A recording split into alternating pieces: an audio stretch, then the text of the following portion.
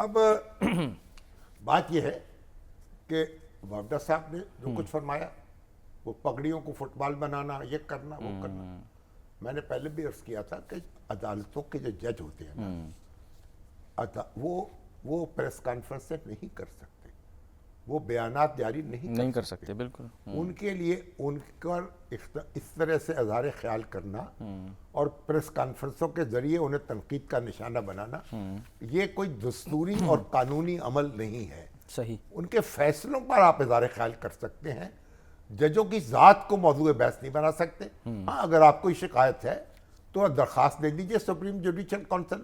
ایک زمانہ تھا کہ سپریم جوڈیشل کونسل میں صرف حکومتی ریفرنس بھیج سکتی تھی، اب تو ترمیم ہو چکی قانون کوئی بھی، اب عام شہری بھی کسی جج کے خلاف ریفرنس بھیج سکتا ہے، اور سپریم جوڈیشل کونسل اگر اس میں وزن ہو اس پہ غور کر سکتی، کارروائی کر سکتی، یہی مناسب طریقہ ہے، ایک بات۔ اور دوسری بات آپ دیکھیے، جو ہماری عدلیہ ہے اس میں آپ کو یعنی بڑی ایک ایسی سہولت فراہم کی گئی ہے جو کسی دوسرے ادارے میں نہیں ہے۔ وہ کیا؟ مثلا ایک پارلیمنٹ قانون بناتی ہے تو پارلیمنٹ کا قانون بن گیا، آپ پارلیمنٹ کے پاس دوبارہ نہیں جا سکتے آپ کہ اس قانون پر آپ دوبارہ غور کریں، ٹھیک ہے، مرضی غور کر لیں، لیکن ہمارا استحقاق نہیں ہے۔ اچھا، عدالت میں یہ ہے، اگر آپ زیریں عدالت میں ہیں مقدمہ آپ کا سیشن کورٹ میں، تو آپ کو اپیل کا حق ہوتا ہے ہائی کورٹ میں۔ بالکل۔ اگر آپ ہائی کورٹ میں مقدمہ ہے تو اپیل کا حق ہوتا ہے سپریم کورٹ میں، اور اگر ہائی کورٹ کے ایک جج نے سنا ہے تو پھر آپ وہاں ڈویژن بینچ میں اپیل کر سکتے، ٹھیک ہے۔ اور اگر آپ کا ہائی کورٹ کا فیصلہ آ گیا آپ کے خلاف، آپ سپریم کورٹ میں اپیل کر سکتے ہیں، اور سپریم کورٹ نے اگر سو موٹو نوٹس لیا ہے یا 184(3) کے تحت کارروائی کی ہے جو اس میں ہوا ہے، تو پھر اس میں لارجر بینچ جو ہے اس میں آپ اپیل کر سکتے ہیں۔ گویا کسی عدالت کا فیصلہ جو ہے حتمی نہیں ہوتا، اس پر اپیل کا حق آپ کو حاصل ہوتا ہے، گنجائش ہے۔ تو ہائی کورٹ کے فیصلے سے اختلاف ہے، سپریم کورٹ میں چلے جائیے، ٹھیک ہے۔ تو یہ جو آپ کو سہولت فراہم کی گئی ہے، اس کا مطلب یہ ہے کہ اگر عدالتی کارروائی میں کسی جج سے غلطی ہو جائے قانون کی انٹرپریٹیشن میں، اسے درست کیا جا سکے اپیل کی سطح، صحیح، تو اس میں تو ہنگامہ کرنے کی ضرورت ہی نہیں ہے۔ سر پھر سوال یہ اٹھ رہا ہے نا کہ یہ کوئی بچے تو نہیں ہیں جو لوگ پریس کانفرنسز کر رہے ہیں، اس میں گورنر چلے ان کو شاید استثناء حاصل ہوگا، نہیں، گورنر کو بھی استثناء حاصل ہوتا ہے، دیکھیے بچے تو نہیں ہیں، کیوں کر رہے ہیں؟ ہم ان کی عزت کرتے ہیں، لیکن بچوں جیسی حرکتیں ضرور کر رہے ہیں، خود سے بچوں کی حرکتیں نہیں کر رہے ہیں، یہ تو اب ان کو جواب دینا پڑے گا، اور گورنر صاحب بھی جو ہے ان کا کام ہی نہیں ہے، یہ ان کا کیا تعلق ہے اس بات سے، عدلیہ میں کیا ہو رہا ہے نہیں ہو رہا، وہ اپنا جو فیڈرل گورنمنٹ کے نمائندے ہیں وہاں کام کریں۔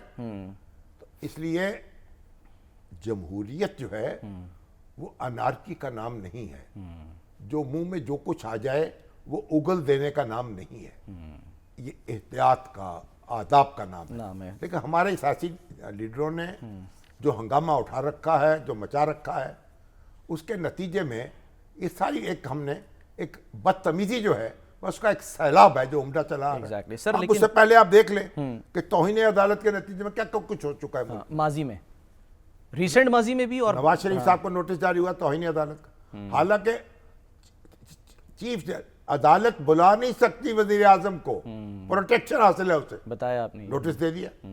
پھر یوسف رضا گیلانی صاحب کو وزارت عظمیٰ سے ہاتھ دھونے پڑے، اس کے بعد ہمارے یہ طلال چودھری صاحب، نہال ہاشمی صاحب، یہ سارے خود فیصل وافدہ صاحب، سر یہ فیصل وافدہ صاحب تو خیر ان کو تو معافی مل گئی، اور یہ تو اب پھر اس نے دوہری شریعت سے بھی بچ گئے، اس وقت ممبر بھی قومی اسمبلی کے رہے، اور پھر اس کے بعد سینیٹر ہو گئے، اور اب پھر سینیٹر ہیں۔ تو بات یہ ہے کہ عدالت جو ہے اس کا احترام لازم ہے، عدالت پر بھی لازم ہے کہ احتیاط سے کام لیں، جج حضرات جو ہیں وہ ریمارکس دیتے ہوئے ذرا احتیاط سے کام لیں، اور ایسا نہ ہو کہ ان کی مس انٹرپریٹیشن ہو یا سیاسی اس سے مطالب نکالے جائیں، یہ بھی کوئی اچھی بات نہیں، عدلیہ کے وقار کے خلاف بات ہے۔ لیکن بہرحال اب جو نوٹس لیا گیا، اب وہ جواب دیں گے، وہاں پیش ہوں گے، اور ان کو جواب دینا پڑے گا. اور پھر یہ ہے کہ اگر مصطفیٰ کمال صاحب کو بھی یہ سعادت نصیب ہو گئی اور ٹیسوری صاحب جو ہیں تو پھر ان کو بھی جواب دینا پڑے گا. تو مجھے امید ہے کہ جب وہ معذرت کریں گے تو پھر ان کی جاں بخشی ہو جائے گی.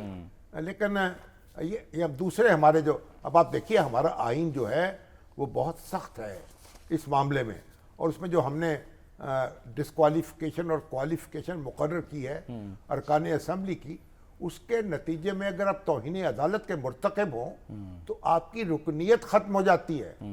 اگر عدالت آپ کو سزا دے دے, تا برخاست عدالت ہی سزا دے, قید کی سزا دے دے یا 1 روپیہ جرمانہ کر دے, آپ کی سینٹ کی ممبرشپ گئی, قومی اسمبلی کی ممبرشپ ختم ہو جائے گی. سر گیلانی صاحب کو 30 سیکنڈ کی سزا ہوئی تھی, اب پھر 5 سال کے لیے آپ دوبارہ الیکشن نہیں لڑ سکیں گے.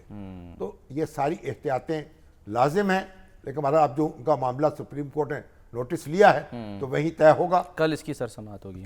ٹھیک ہے, دیکھیں یہ فوج تو ہمارا بڑا محترم ادارہ ہے, اور فوج سارے ملک کی فوج ہے, اسے ہم ڈیوائڈ کیوں کریں, اسے میری اور تیری پہ کیوں رکھیں. تو فوج سے جو بات کی جاتی ہے, اور خود فوج کو بھی جس بات کا احساس ہے کہ ہمیں سیاسی معاملات میں مداخلت نہیں کرنی چاہیے. جب سیاسی مداخلت ہوتی ہے پھر تقسیم ہوتی ہے قوم میں, اور اس سے بچنا چاہیے. تو اب فوج بھی یہ کہتی ہے نا, اور باجوہ صاحب نے بھی بار بار اعلان کیا کہ اب ہم سیاست میں کسی طریقے سے دخل نہیں دیں گے, ہماری توبہ ہے. اور ہمارے جو عاصم منیر صاحب ہیں وہ کسی سیاسی رہنما سے ملنے کو تیار نہیں ہیں, وہ کہتے ہیں بھئی آپ آپس میں بات طے کریں. تو فوج جو ہے اس کو سیاست میں گھسیٹنا بھی, اس سے بھی گریز کرنا چاہیے, اور فوج کو بھی ایسے اقدامات سے گریز کرنا چاہیے جس پر گمان ہو جائے یا شبہ ہو جائے کہ یہ سیاسی مداخلت کے مترادف ہے. ہم اپنی مملکت کا نظم اسی طریقے سے قائم رکھ سکیں گے نا.